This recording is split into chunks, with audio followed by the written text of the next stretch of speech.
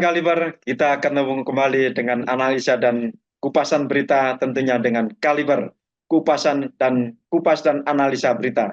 Masih bersama kupasan dan analisa berita dari pengamat sosial politik kita, Mas Indra Karismiaji. Mas Indra, Halo Mas Edi Wahyudi dan kawan Kaliber semua dimanapun Anda berada. Apa kabar? Semoga di pertengahan minggu ini kita tetap semangat. Kita akan terus bersama Anda semua mengawal kewarasan bernegara ini dengan mengupas, menganalisa berita-berita politik terbaru. Dan kayaknya hari ini kita akan membahas berita yang harusnya cukup heboh ya. Tetapi mungkin banyak orang nggak ngeh atau nggak memperhatikan, tapi sebetulnya banyak dampak buat kehidupan masyarakat, kehidupan bernegara. Jadi mudah-mudahan sih kupasan analisa berita kita hari ini bisa menarik perhatian banyak orang dan tujuannya supaya kita bisa bisa menilai apakah langkah-langkah ini memang langkah yang terbaik buat negara kita atau harus dibenahi. ya, ini tentang bagi-bagi jabatan dan bagi-bagi duit negara. Cuma, Udah utangnya tinggi mau dibagi-bagi berarti harusnya bagi-bagi utang dong. cuman baginya nggak ke rakyat secara umum, Mas. Oke, apa nih Baik, Mas beritanya Mas?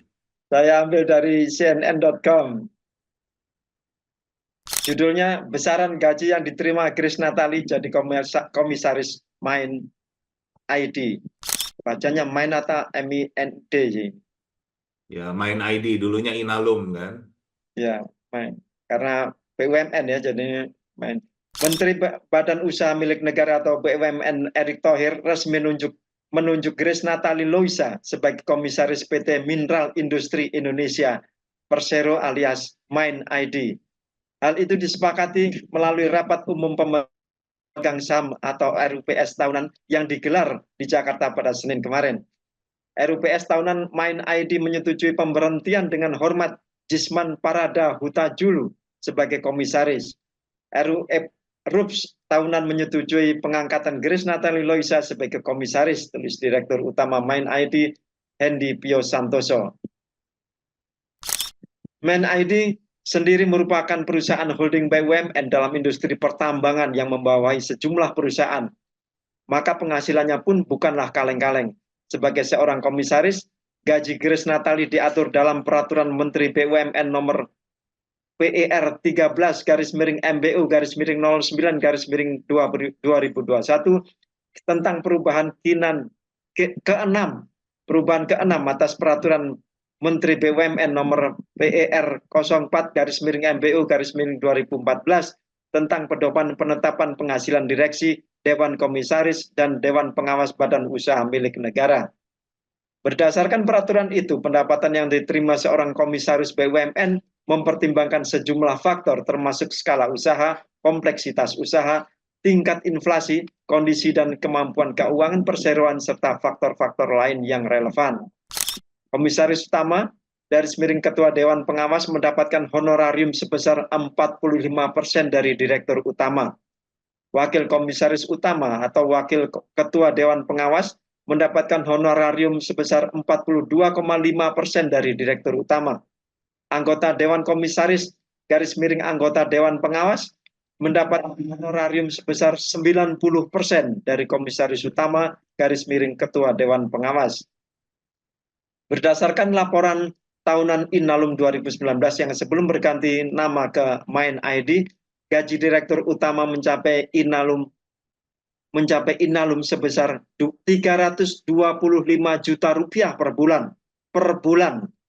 Artinya gaji komisaris utama setidaknya 146,25 juta dan anggota Dewan Komisaris 131,65 juta. Selain gaji, jajaran direksi dan komisaris juga bisa mendapatkan tantiem atau insentif kerja sesuai kinerja perusahaan. Itu Mas. Oke. 100 juta. Loh 100 juta itu baru gajinya Mas. Gaji pokok, ya. Belum Ada insentif. tunjangan. Jadi ya perkiraannya paling nggak 500 jutaan lah. Itu per bulan loh Mas, 500 juta. Bayangin kalau dibuat beli kerupuk tuh dapat berapa tuh 500 juta per bulan. Nah kalau buat saya ya andai kata Grace Natali itu memang dianggap layak, mampu menjadi komisaris, artinya kan tugas komisaris utama itu menjadi pengawas, ya. Menjadi pengawas jalannya perusahaan milik negara ini, BUMN, dan holdingnya berbagai macam perusahaan pertambangan kan. Ada Freeport di sana, ada PT Timah di sana, ada Antam dan lain sebagainya. Itu yang Main ID ini menjadi holdingnya. Buat saya nggak masalah sih, tapi justru yang buat masalah bagi saya adalah belum lama, mungkin seminggu atau 2 minggu yang lalu, Grace Natali itu juga ditunjuk menjadi staf khususnya presiden yang punya gaji paling nggak sekitar 51 juta, Mas. Jadi bayangin kan, satu orang ini diberikan penghasilan bisa mendekati 600 juta per bulan dengan memegang rangkap jabatan, 2 jabatan, sedangkan kita tahu Indonesia ini tingkat penganggurannya sangat tinggi, kesejahteraan rakyat sangat rendah, biaya tinggi. Nah, itu yang saya nggak cocok. Nah, apakah seorang Grace Natali, sehebat-hebatnya beliau ini memang akan mampu menjalankan 2 tugas yang tugasnya sangat berat kan? Untuk menjadi pengawas holding company berbagai macam perusahaan tambang, itu kan sulit. Dan untuk memastikan jangan sampai kan negara ini rugi, BUMN-nya rugi, itu kan bagian dari tugas pengawasan. Yang menurut saya itu bukan hal yang mudah. Ya. Menjadi staf khusus presiden juga bukan hal yang mudah. Nah, tapi inilah salah satu kelemahan dari pemerintahannya Pak Jokowi yang selalu jabatan itu dirangkap-rangkap, masih double-double kan gitu kan. Dan banyak yang nggak berhubungan gitu loh. Contoh aja, masa Menteri BUMN itu merangkap jabatan sebagai Ketua PSSI misalnya. Kan nggak nyambung. Tapi ini dibiarkan, bahkan Pak Luhut misalnya, saya lupa itu total jabatannya beliau berapa ya? Ingat nggak Mas Edi, total jabatannya Pak Luhut itu berapa? Itu kalau kita pakai tasbih, tasbihnya sudah selesai, jabatannya belum habis.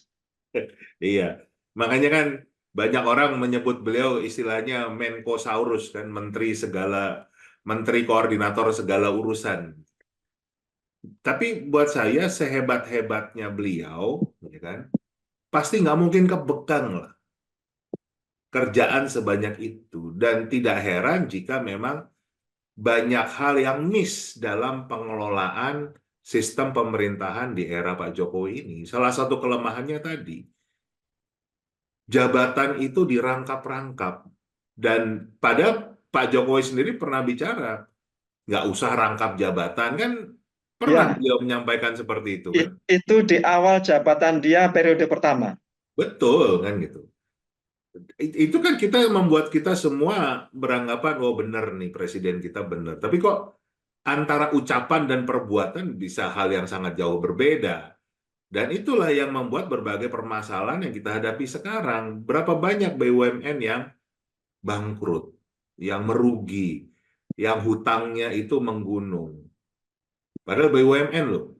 Itu kemarin ada juga, saya lupa komika atau siapa yang bikin konten itu cukup lucu sih, bilang tiap bulan saya bayar listrik itu nggak pernah telat. Kok utangnya PLN bisa 500 triliun kan gitu.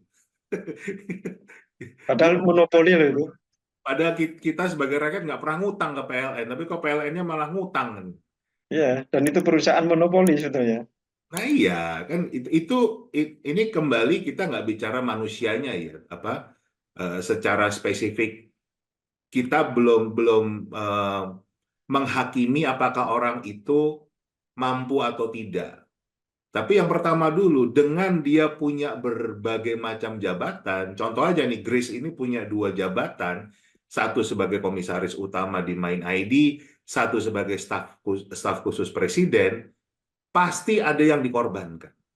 Dan kalau ada yang dikorbankan, karena ini dua-duanya berhubungan dengan negara, pasti rakyat yang dikorbankan. Kan itu yang konsekuensinya.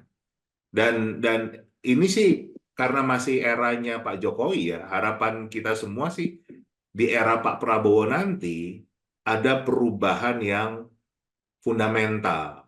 Jadi ngapain sih jabatan itu harus dirangkap-rangkap? Ini kan berarti menunjukkan kalau si pemimpin, sang pemimpin itu tidak mampu mengkoordinasikan tugas, mendelegasikan tugas, tidak mampu untuk berkolaborasi dengan banyak pihak, atau memang banyak hal-hal yang harus ditutupi, makanya nggak boleh banyak-banyak orang nih yang tahu. Kan itu jadi satu hal yang bisa muncul di pemikiran kita. Ini kita tidak menuduh ya, tapi kan kenapa harus begitu?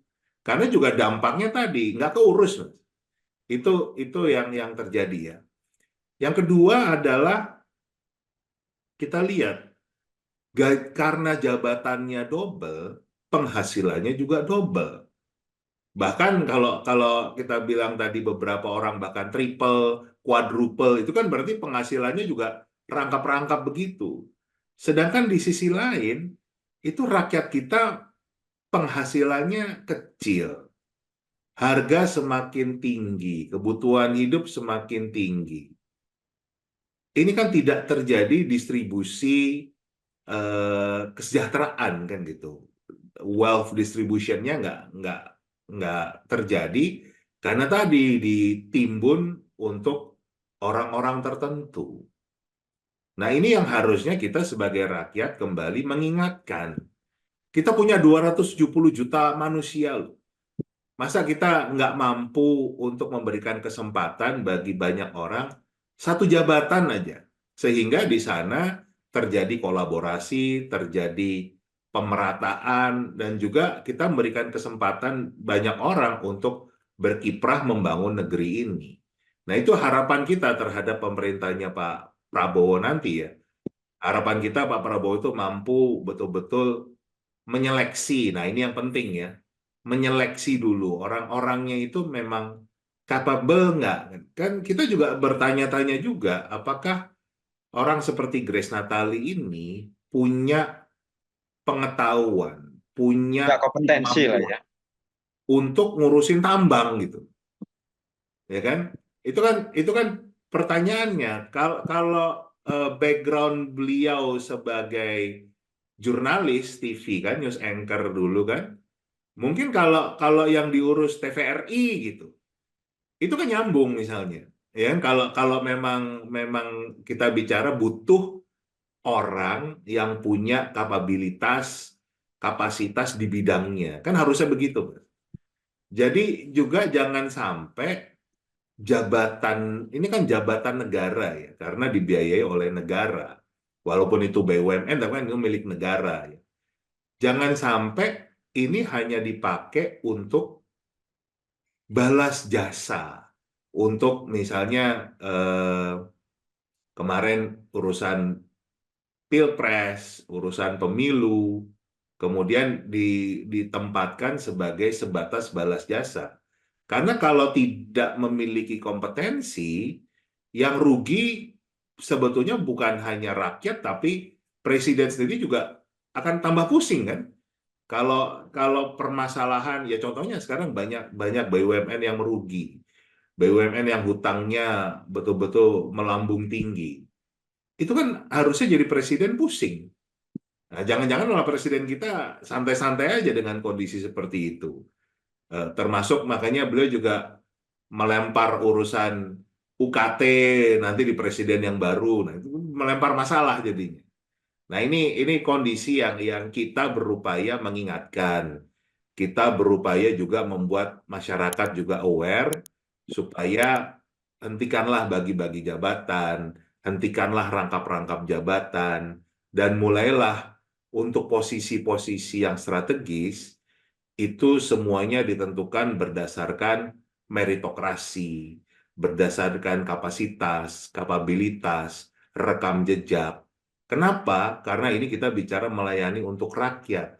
Ini bukan masalah untuk diri sendiri, untuk bagaimana menimbun kekayaan, menimbun harta untuk orang-orang tertentu ya, atau kelompok tertentu, bukan sekedar balas jasa, tetapi kita bicara tentang pengelolaan negara untuk kemaslahatan seluruh rakyat Indonesia. Itu yang harus kita pikirkan, gitu Mas. Ya, dan juga kompetensi itu penting. Jangan sampai mendudukkan orang pada posisi yang penting, tetapi orang itu tidak punya knowledge, tidak punya kompetensi di bidang itu.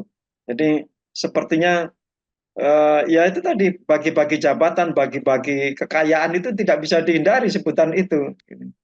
Ya, Jadi dan ini kan juga juga terlihat dalam bagaimana Pak Jokowi ya juga memilih pembantu-pembantunya bahkan di level menteri. Banyak sekali orang-orang yang nggak punya rekam jejak di bidangnya, dan sehingga contoh aja lah di bidang saya Mas, di pendidikan misalnya.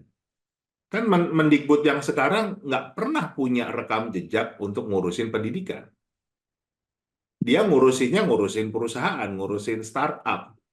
Itu bagus gitu. Tapi kenapa ditaruhnya di Kementerian Pendidikan? Akhirnya Kementerian Pendidikan ini kan selalu menjadi polemik kan. Bahkan sekarang ini bertubi-tubi permasalahannya, UKT naik dan segala macam lah. Itu contoh lah, itu contoh bagaimana kita berupaya membantu Pak Prabowo untuk cara beliau itu jangan ragu untuk memilih pembantunya di posisi apapun ya, mau itu menteri, mau itu kepala badan, mau itu apa, duta besar, mau itu komisaris, itu semuanya harus didasarkan meritokrasi, harus didasarkan kapabilitas, kapasitas, rekam jejak, dan nggak usah double-double. Gitu. Cukup satu aja kerjaan tuh udah susah, bener nggak sih Mas? ya, Ngurusin, ngurusin apa satu hal itu kan sudah sulit ya. Gitu. Kalau double itu pasti ada yang terlewat, dan kalau itu urusan negara, kembali rakyat yang rugi. atau mungkin tidak perlu kerjanya, Mas, tapi asal namanya ada di situ sudah puas lah ya yang angkat itu. Kemudian Pak Prabowo juga bisa mengambil pelajaran pelajaran berupa kelemahan atau keburukan dari pemerintah-pemerintahan yang terdahulu. Itu mudah-mudahan Pak Prabowo bisa mengambil pelajaran, bisa mengambil apa baik buruknya pemerintahan pendahulunya. Ya, Itu dan harapan rakyat pada umumnya. betul betul. Jadi sebetulnya di era sekarang ini, di eranya Pak Prabowo ini, yang akan dibutuhkan justru mencari orang-orang yang mampu berkolaborasi, Mas, mampu berkolaborasi dengan, jadi istilahnya Pak Prabowo itu butuh membentuk super team. Jangan nyari Superman, udah nggak zamannya lagi Superman. Nggak bisa satu orang itu ngurus puluhan pekerjaan. Pasti itu akan terlewat. Tapi biarkan terjadi distribusi sehingga pertanggungjawabannya itu jelas. Kalau sekarang kan sulit untuk minta tanggung jawab seorang yang punya jabatan rangkap kan gitu. Nanti kalau ditanya, loh kok kerjaan kamu yang ini belum beres? Loh saya lagi ngerjain yang pekerjaan yang sana, Pak. Kan begitu jadinya. Kembali yang rugi adalah rakyat. Jadi kita kita justru butuh orang yang bisa berkolaborasi, kita butuh orang yang bisa diterima di semua pihak. Jadi betul-betul membentuk sebuah ekosistem kerja bersama, bukan bukan kerja sendiri, udah bukan zamannya lagi ini kerja sendiri. Kita butuh bentuk super team, bukan Superman. Ya, baik. Itu kita yang garis bawahi kalimat terakhir dari Mas Indra itu. Kita butuh super team bukan Superman. Kemarin kita ngomong Atau kejebakan Superwoman lah. Batman. Nanti dikira ini gender bias. Superman atau Superwoman gitu. Pokoknya manusia super lah. Kalau Ya, manusia lebih general gitu ya. Kita tidak memandang itu perbedaan gender ya. ya. Terima kasih Mas Indra.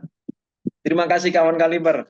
Anda bisa mengomentari bahasan topik kita hari ini dengan gaji yang dipantas diterima oleh para pejabat negara itu maksimal berapa sih? Gitu ya. Jangan terlalu tinggi, jangan terlalu timpang dengan penghasilan masyarakat kita ini. Terima kasih kawan Kaliber, terima kasih Mas Indra, sampai jumpa. Sampai jumpa.